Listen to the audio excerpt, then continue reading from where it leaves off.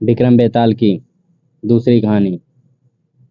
सालों पहले यमुना किनारे धर्म स्थल नाम का एक नगर हुआ करता था। वहाँ एक ब्राह्मण रहता था जिसका नाम गणपति था। उसकी एक सुंदर और गुणवान बेटी थी। जैसे ही उसकी शादी की उम्र हुई तो वे और उसका पूरा परिवार उसके लिए योग वर ढूंढने में लग गया। एक दिन ब्राह्मण किसी के घर पूजा करने के लिए गया और उसका बेटा भी पढ़ाई के लिए घर से बाहर चला गया।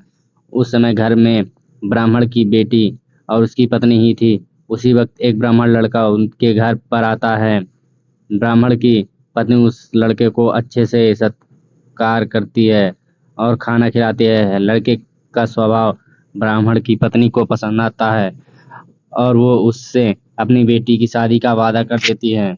उधर ब्राह्मण गणपति जिनके घर पूजा करने गया था, वहाँ भी वो एक ब्राह्मण से लड़के से मिलता है और उससे अपनी बेटी की शादी करवाने का वचन दे देता है। ब्राह्मण का बेटा जहाँ पढ़ने गया था, वो भी वहाँ एक लड़के से यही वादा कर देता है। कुछ देर बाद गणपति और उसका बेटा दोनों खुद से चुने हुए लड़के को लेकर घर पहुँचते हैं। दोनों घर में एक और ब्राह्मण लड़के को देखकर चौंक जाते हैं। अब सभी इस दुविधा में पड़ जाते हैं कि लड़की एक है और शादी का वादा तीनों ने अलग अलग लड़कों से कर दिया है। अब क्या होगा, लड़की का विवाह किससे करवाएंगे? इसी दुविधा के बीच पड़ोसी उनके घर खबर लेकर आता है कि उनकी बेटी को मोहल्ले में ही सांप ने काट लिया है। भागा भागा पूरा परिवार और तीनों ब्राह्मण लड़के लड़की के पास पहुंचते हैं, लेकिन तब तक लड़की की मौत हो जाती है। यहाँ देखकर तीनों लड़के दुखी हो जाते हैं। कुछ देर बाद लड़की का परिवार और तीनों ब्राह्मण मिलकर उसका अंतिम संस्कार करते हैं। लड़की की क्रियाकर्म के बाद एक ब्राह्मण लड़का उसकी हड्डियों अपने साथ लेकर जंगल चला जाता है। दूसरा उसकी राख को इकट्ठा करके पोटली में बांधकर उसी शमशान घाट में झोपड़ी बनाकर रहने लगता है। तीसरा शमशान घाट से निकलकर लड़की के गम में देश विदेश योगी बनकर घूमने लगता है। ऐसा होते होते कई साल गुजर गए।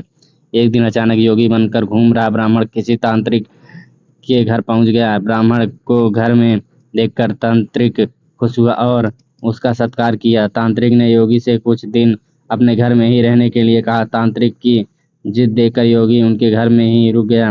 एक दिन तांत्रिक अपनी विद्या में बहुत लीन था और उसकी पत्नी सबके लिए खाना बना रही थी। उसी वक्त उनका बेटा रोने लगा और अपनी माँ को परेशान करने लगा। तांत्रिक की पत्नी से उसे बहुत संभालने की कोशिश की, लेकिन वह नहीं माना। आखिर में तांत्रिक की पत्नी को इतना गुस्सा आया कि उसने अपने बच्चे की पिटाई कर दी। उसके बाद भी जब बच्चा चुप नहीं हुआ तो उसने उसे चूल्हे में डालकर जला दिया। यह सब देखकर योगी ब्राह्मण बहुत नाराज हुआ और बिना कुछ खाए ही अपनी बोतली लेकर उनके घर से जाने लगा। इतने में तांत्रिक आया और योगी से कहा, महाराज खाना तैयार है, आप इस तरह गुस्से में बिना खाए यहाँ से नहीं ना जाएं। गुस्से में योगी ने कहा, मैं इस घर में एक मिनट भी नहीं रुक सकता। जहाँ ऐसी राक्षसी रहती हो वहाँ मैं कैसे कुछ खा सकता हूँ? इतना सुनते ही तांत्रिक झट से चूल्हे के पास जाता है और एक किताब से एक मंत्र पढ़कर अपने बेटे को जिंदा कर देता है। यह सब देखकर योगी हैरान रह जाता है। उसने सोचा कि अगर यह किताब मेरे हाथ लग जाए तो मैं अपनी पत्नी को भी जीवित कर सकता हूँ। योगी यह सोच ही रहा था कि होता है कि उधर तांत्रिक बेटे को जीवित करने के बाद फिर से योगी उसे खाना खाने का आग्रह करता है। योगी खाना खाता है और वहीं रुक जाता है। अब योगी के दिमाग में बस यही चल रहा था कि बस वो किसी तरह से उस किताब को हासिल कर ले। सोचते सोचते रात हो जाती है। सब खाना खाकर सो जाते हैं। आधी रात को योगी उस मंत्र वाली किताब को लेकर तांत्रिक के घर से सीधा उस शमशान घाट पहुंचता है जहां ब्राह्मण की लड़की का अंतिम संस्कार किया गया था। वो सबसे पहले झोपड़ी बनाकर उसी जगह रहे रहे ब्राह्मण को बुलाता है और उसे सारी कहानी सुनाता है। इसके बाद दोनों मिलकर फकीर बने ब्राह्मण को ढूंढते हैं। फकीर ब्राह्मण के मिलते ही योगी ब्राह्मण दोनों से कहता है कि लड़की की हड्डी और राख लेकर आओ, मैं उसे जिंदा करूंगा। दोनों ऐसा ही करते हैं। राख और हड्डी इकट्ठा करने के बाद लड़की को जलाई हुई जगह में योगी ब्राह्मण मंत्र पढ़ता है और लड़की जिंदा हो जाती है। यहाँ देखकर तीनों ब्राह्मण खुश हो जाते हैं। इतनी कहानी सुनकर बेताल चुप हो जाता है। कुछ देर बाद वह राजा विक्रम से पूछता है, बताओ वह लड़की किसकी पत्नी हुई?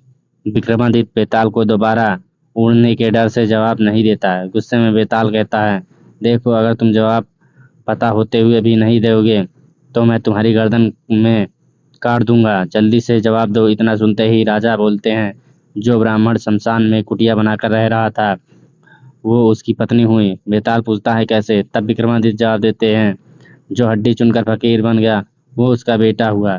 जिसने तांत्रिक विद्या से उसे जीवित किया वो उसके पिता समान हुआ, और जो उसकी राख के साथ जीवन जी रहा था वो ही उसका पति हुआ।